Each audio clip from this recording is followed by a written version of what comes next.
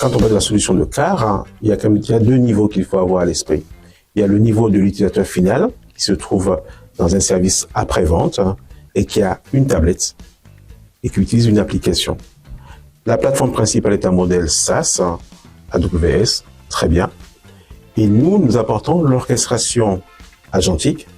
Et dans ce cas de figure, nous avons choisi la plateforme de IBM Cloud, qui communique, au sein duquel nous avons développé notre système. Donc, on développe notre système avec plusieurs agents qui sont orchestrés. Un agent qui gère la communication interagent ou des agents qui vont exécuter des tâches unitaires. Et tout ceci communique avec l'application de CAR en API, en mode API. Ça, c'est très intéressant. Et qui délivre dans l'application de CAR sur la tablette un environnement de web chats IA qui permet à l'utilisateur d'avoir un assistant IA à l'intérieur duquel il navigue. Okay? Et ça permet de rendre non seulement un service à CAR, qui rend un service à plusieurs utilisateurs. Dans le cas de ce projet, il faut rappeler quand même que nous adressons 10 000 utilisateurs cibles. Donc ça nécessite une infrastructure qui soit robuste, capable de répondre à l'ensemble des enjeux d'évolution et de disponibilité du service pour les clients finaux.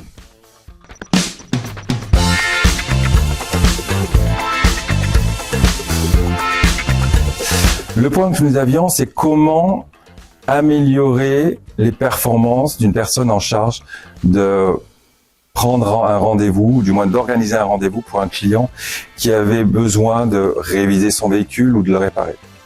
Donc pour cela, nous avons la nécessité de vérifier qu'effectivement les mécaniciens en charge, les techniciens qui doivent faire cette réparation ou cette révision sont disponibles, avoir une visu sur l'agenda, ainsi qu'une visu sur les pièces, donc sur les stocks nécessaires à cette réparation ou à cette révision, ainsi que les ateliers nécessaires à la réalisation de cette réparation. Donc pour cela, ça signifiait automatiser l'accès à l'ensemble de ces sources, fournir une information en temps réel à la personne en charge de prendre ce rendez-vous, afin qu'il puisse répondre de façon réactive, ou du moins très rapide, à la personne qui demande un rendez-vous. Donc ça, c'est une première problématique que nous avions rencontrée lors de ce projet, c'est agréger l'information, c'est une automatisation.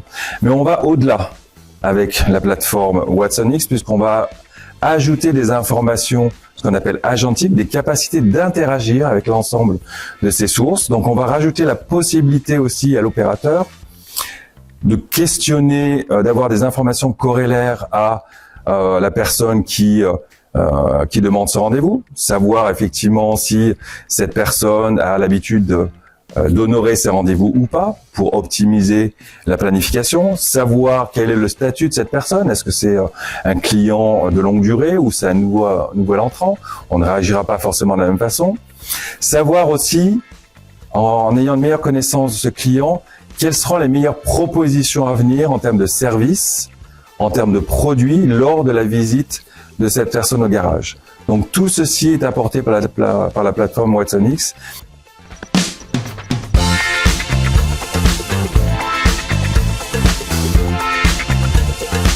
Alors, au niveau des équipes, ce que nous avons fait, nous avons surtout travaillé avec l'équipe Current Engineering d'IBM. Il y a d'autres équipes, évidemment. Mais l'équipe principale qui était en face de nous, c'est ce qui s'appelle le Current Engineering. Dans cette équipe, nous avons des architectes, des designers et puis des développeurs. Et en face, côté NSI, nous avons mis les mêmes profils en face de l'équipe d'IBM. Ce qui permet d'avoir un langage conversationnel identique, que ce soit architecture, que ce soit développement, que ce soit design. Ça, c'est un premier élément important. Et dans ce dispositif, on n'a pas été qu'en partnership, en fait. On a inclus le client final à l'intérieur pour pouvoir co-construire le design de la solution. Ça, c'est un premier point. Mais aussi, on a déterminé, là, c'est effectivement l'équipe business d'IBM est intervenue avec notre équipe business pour déterminer les ROI attendus d'un point de vue fonctionnel, et d'un point de vue business également. ce sera été fait par d'autres. Et puis donc l'équipe Client Engineering technique et nos équipes NSI techniques ont travaillé en mode agile, hein, en lot de développement. Et chaque agent qui était développé avec des fonctionnalités bien spécifiques était donc testé dans l'environnement qu'on a imaginé dans le design. Et ensuite, en fonction des réalités, on modifiait la techno s'il y a besoin, on ajustait quelques paramètres hein, pour être sûr qu'on réponde vraiment aux attentes du client final et que ça puisse se plugger en termes de fonctionnalité, de sécurité et de maintenabilité à l'application de CAR.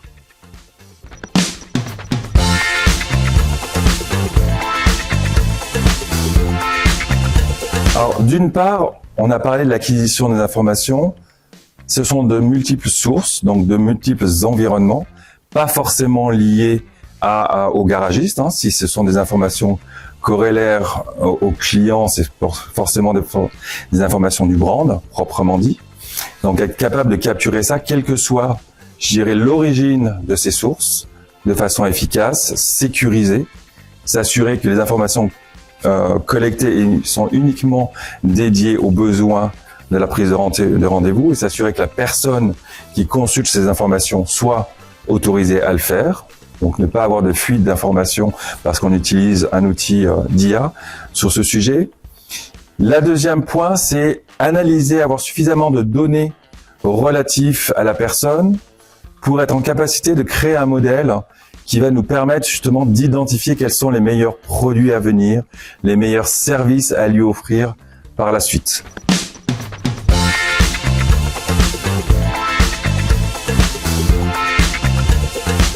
On a mis en place un outil qui nous permet effectivement de faire l'observabilité du fonctionnement des agents et puis de mesurer la consommation sur un périmètre donné et d'avoir une projection sur le volume des 10 000 qu'on souhaite atteindre en termes d'utilisateurs en temps réel sur la plateforme.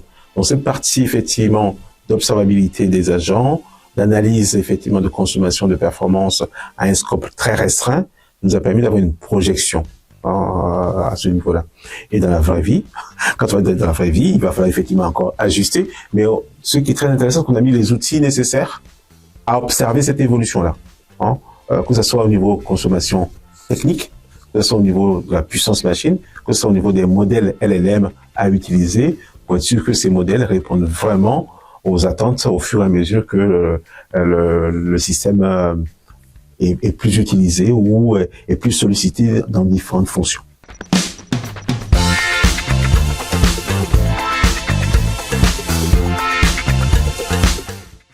On a une volonté de mieux comprendre comment la plateforme elle-même va réagir aux demandes des utilisateurs, c'est-à-dire avoir une analyse fine des usages des agents, savoir qui a fait quoi, comment l'agent a réagi au vu de la demande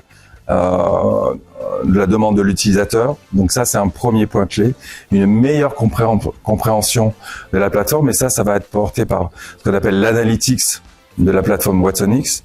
Et il y a un autre point qui est plus technique, c'est sur l'observabilité, c'est-à-dire que l'agent ne travaille pas seul, on a parlé de différentes sources d'informations, donc il faut être en capacité d'identifier si lors de ces connexions, on a une problématique ou on a un produit tiers ou une application tiers qui a eu une latence dans les interactions avec l'agent, on sera en capacité d'identifier où sont les difficultés, où sont les goulots d'étranglement, justement, des agents dans les usages qu'on va en faire.